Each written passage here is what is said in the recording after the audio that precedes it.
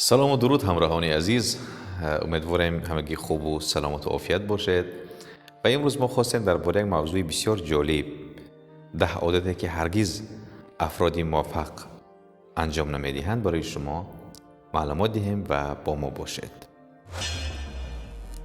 خب در این نوار امروزه ما از زبان استیو توبک نویسنده کتاب مشهور رهبران واقعی که هستند با 10 رفتار آشنا میشیم که او در آدم‌های موفق ندیده است. توبک که در گذشته در مقام مدیر کار کرده است، مشاور رهبری نیز هست.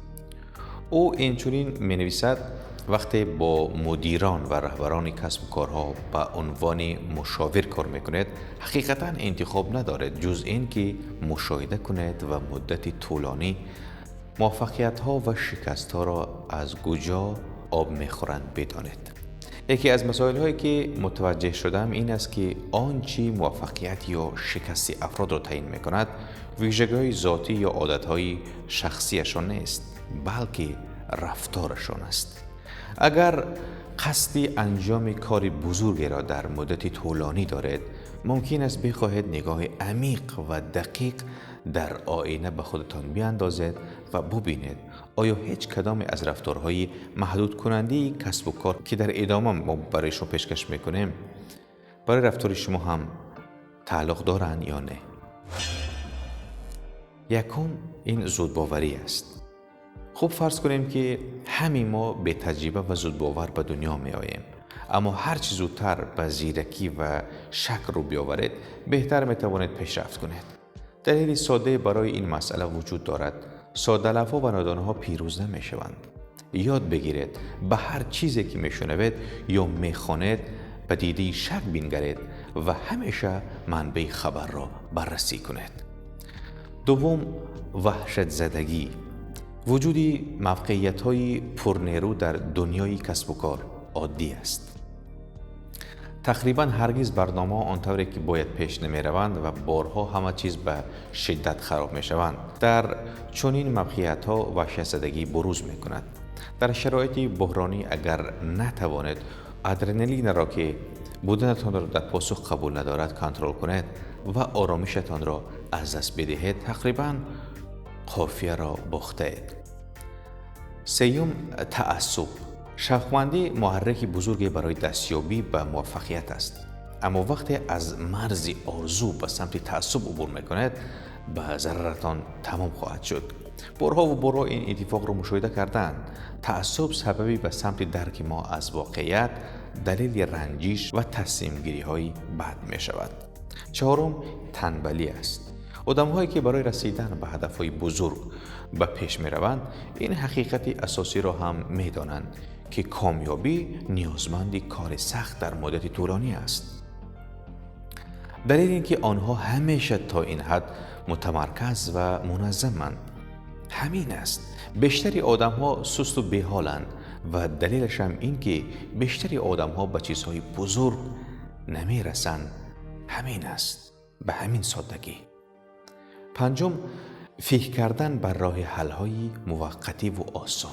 استیو جابز گفته است اراده قوی نیمی از آن چیزی است که کارآفرینان موفق را از کارآفرینان ناموفق جدا می‌کند.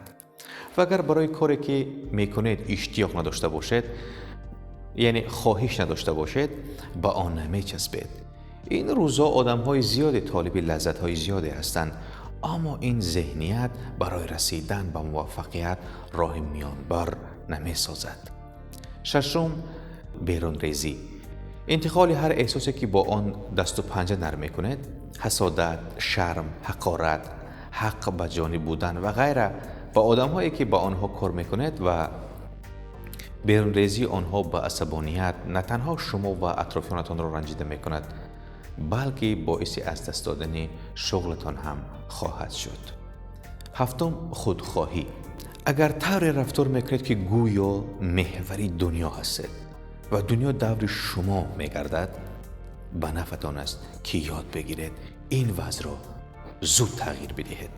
بیش از حد خودمختار بودن کاری شما را در هر صورت پایین خواهد آورد.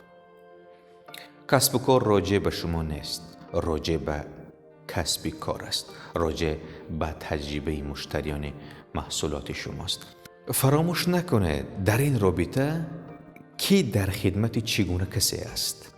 هشتم، زندگی در گذشته یا آینده. حتما می توانیم از گذشته درس بیاموزیم، اما با گذشته تکیه زدن نوع خود تخریب کنی است. به همین سبب شما ممکن است برای آینده برنامه بریزید یا رویا پردازی کنید، اما اگر کارهای شما در زمان حال متمرکز نباشد، هرگز به برنامه ها و رویاهایتان نمی رسید. نهم، بیخیالی سرخوشانه. این روزها عبارای مانند هر کار به اندازش، هر چی پیش آید خوش آید و جای نگرانی نیست زیاد به گوش میخورند. اما این عباره ها را هرگز از زبان آدم های بسیار موفق نمیشنوید. این آدم ها ممکن است ویژگی های زیادی داشته باشند، اما بی‌تفاوتی جزو آنهاست. دهم، زودرنجی.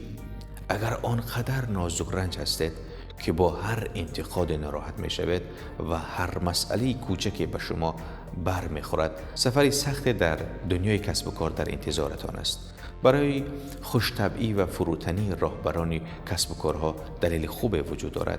این ویژگی ها ضرورت برای رهبری هستند، پس خودتان را خیلی جدی نگیرید. اگر هر یکی از این موردهایی که در این نوار ما برایش رو پیشکش نمودیم شما را آزرده کرده و به دردتان برخورده است، یعنی حداقل 2 یا 3 موردی از آنها شامل حالتان است که می توانید روی آنها کار کنید. از سوی دیگر بیاید نکته مثبت این موضوع را ببینیم. حداقل این است که شما جزو آدم‌های بی‌خیال نیستید. خوب، در همین جا به پایان این نوار میرسیم عزیزان. باوری داریم که نواری ما پسند شما دیده باشد و با دیگر نوارهای مرکز خرد بمانید و نوارهای ما را پیگیری کنید. موفق باشید.